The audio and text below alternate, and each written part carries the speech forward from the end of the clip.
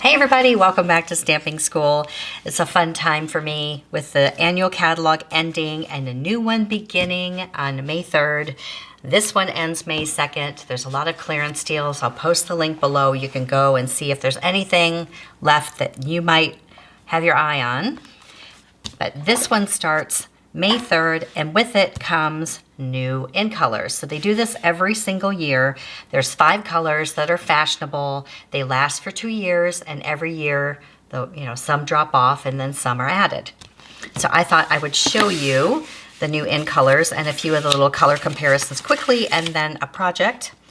A lot of you guys have been asking me to see them in person, and they do all look familiar. When you see them online or see them in a book, it's totally different than when you have them in your hands. The way that a lot of the companies choose colors for fashion, for home decor, and people like Stampin' Up! Who are looking to stay on trend with colors. And by the way, I was in Talbot's the other day, and this is exactly what's there. Super bright, bold, close to neon, but not quite, but very bold, bright colors. But if you go to Pantone.com, Pantone, this is where the companies go to see what colors are going to be on trend. And the color of the year 2022 is called Very Peri. It's Orchid Oasis. I mean, it's very close to that, and it's also very close to Starry Sky. That's the color of the year. And then if you scroll down a little, and I'm going to let you look at home, but let me show you. So here's the Very Peri, color of the year 2022. But then look at this, Paradise Pink. That's our Sweet Sorbet. How cool is that? And of course you can look and see the other colors there. But totally on trend, and that's all they are. It doesn't mean you have to get them. They're only going to last 2 years, but if you're missing some bright colors, then this might work for you. So here's some comparisons of things that I thought they were going to be super close. This is Tempting Turquoise that retired a while back, and Tahitian Tide. Tahitian Tide is just brighter, a little bit less muted than the Tempting Turquoise, which it's funny because back in the day we thought this was super bright, but this is even brighter.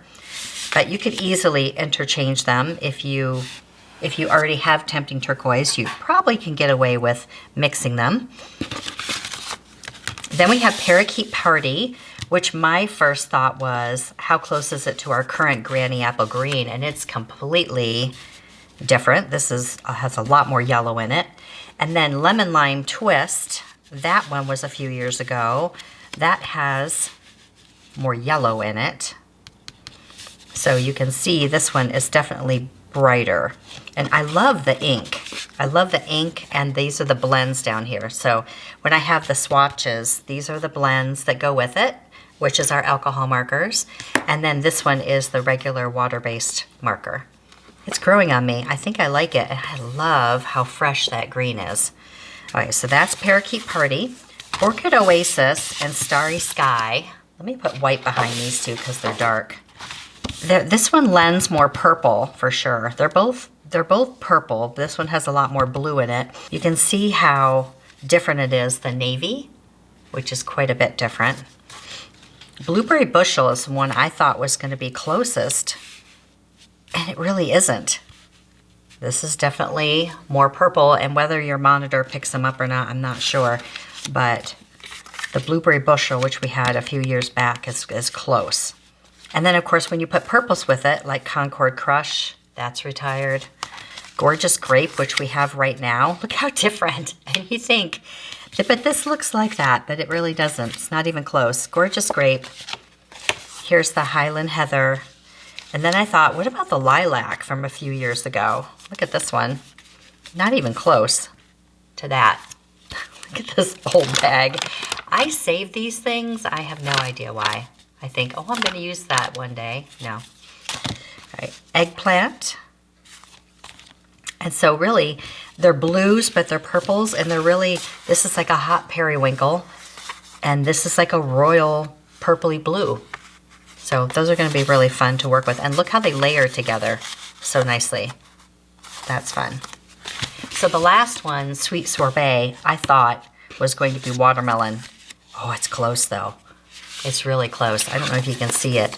This one has more coral in it and this one has more pink. Very close. If you have Watermelon Wonder, you might be able to use the inks with all this and be okay because they're very close. Strawberry Slush, not close at all. Not close. Poppy Parade and the Sweet Sorbet can really layer together. They're close. They're very close. This has more pink and that has more red. And of course, Real Red is not even close. But look how good they look together. That's going to be really fun to see them together. And then I tried Rose Red, which wasn't even close, or Lovely Lipstick, not even close. But I would say Watermelon, close. So those are the colors. So for a quick project for you, I'm going to use this Happiness Abounds, and I'm going to put these in colors through a little test and see how well they go together using nothing else but those 5 colors. This stamp set is wonderful. I love the fonts on it. I love the scripts. There are dies that you can get to go with it. You can cut all the flowers out.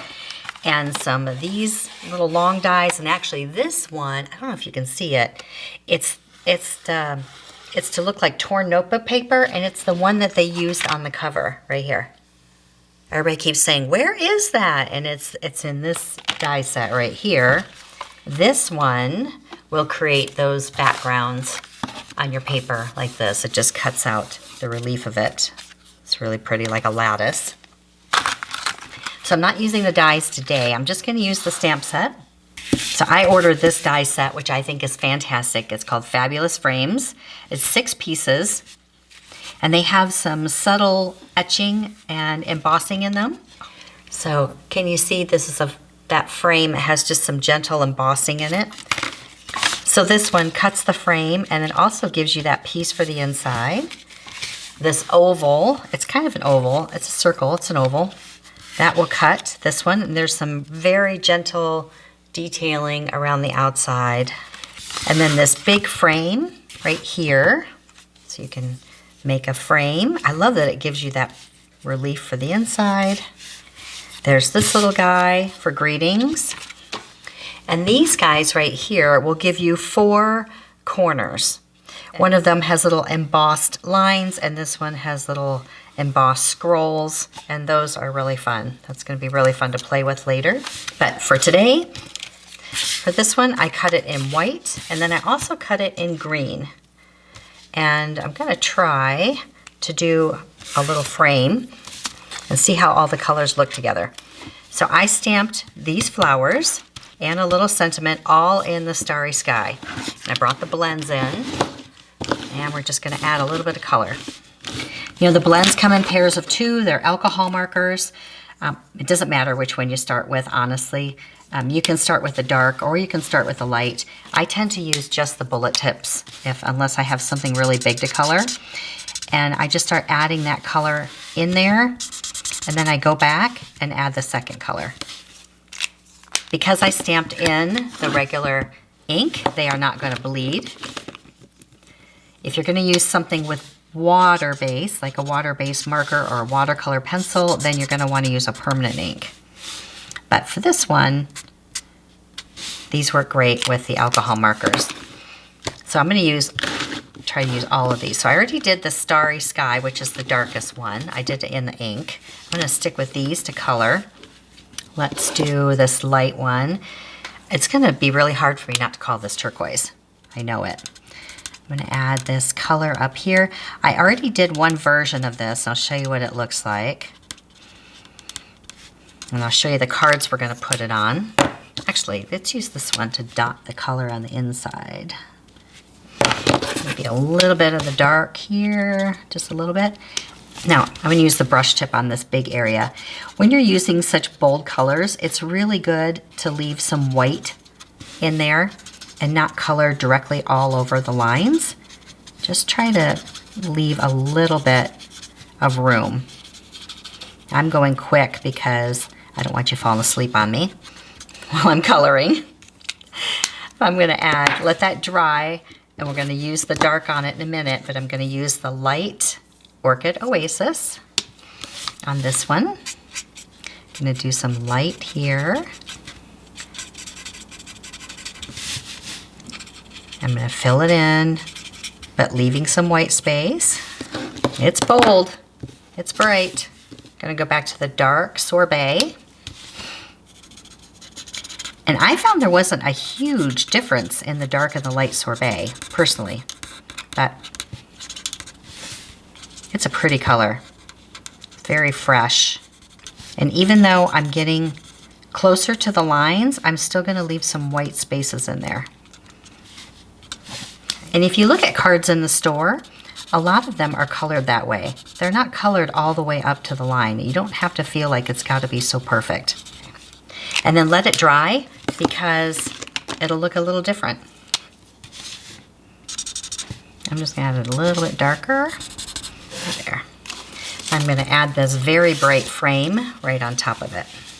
They're going to match because we cut it out from the same die. Turn it over right here. And now you can use Scotch tape or you can use dimensionals or whatever to hold this down because that fits in there so nicely. I'm just going to hold this down with dimensionals since I'm going to pop it up anyway. And I'll show you the other version that I came up with. Now the goal was, would do all these work together? And I think it's pretty good. These cards are in the new annual catalog. There's cards and envelopes, and they're in all 5 of the end colors. And then look at these envelopes that go with it. Aren't they cute? Look at that. So you can mix and match and coordinate. I love them. They're so happy. These are from the Tea Boutique, I think they're called. But let's take these 5 cards, and could you put that on there? I think you could. You can also add a little something behind it if it's too small or you feel like it's competing too much. So here in this case, I did the exact same thing, just stamped it a little bit differently, except I added the starry sky as the background in the frame. And then I put a piece of vellum behind it. Vellum sometimes helps, especially when things are a little bit too strong. See, that just goes together. And if you wanted to, you could even add more white behind the vellum, just a little bit. One more step, but it might make it pop out a little bit more. So you can do it on top of all 5 of the colors. And because we've worked all 5 colors into this image, they would work with all of these. This one. The ribbon back there is one of the in color ribbons. And this happens to be the parakeet. And there's like a set of 5. You can buy them individually, but they're all in the in colors. And there's like little sparkly ribbons, which are pretty. See, so this works for all of them. So I've only played with them a day, but I think I like them. And I know I love these. These are just so fun. So it's going to be a fun year with this new catalog. I'm looking forward to it. We'll do a lot more with it this year. Thanks for watching, everybody. We'll see you next time. See it, learn it, stamp it.